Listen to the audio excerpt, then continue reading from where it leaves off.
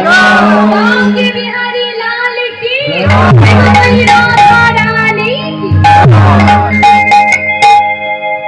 তাহলে একটা ছোট্ট ভজনের মাধ্যমে আমরা মধুরশ্রী নবদ্বীপ ধাম থেকে মধুরশ্রী ধাম বৃন্দাবনে পৌঁছাব।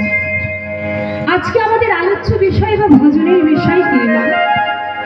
আজ আমাদের আলোচ্য বিষয় হচ্ছে ভক্ত সুদাম।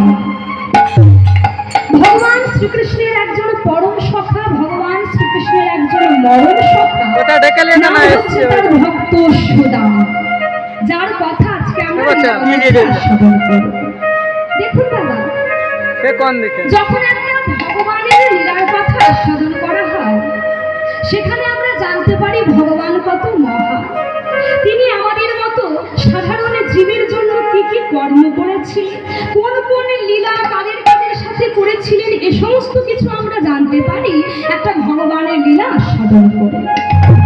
কিন্তু আমরা যে ভগবানের ভক্ত হব, তা ভগবানকে কিভাবে পেতে হবে, কোন পথে গেলে ভগবানকে পাওয়া যাবে, ভগবানকে কিভাবে ভালোবাসতে হবে, এগুলো জানতে গেলে কিন্তু আমরা একটা ভক্তের কথা আস্বাদন করতে হবে।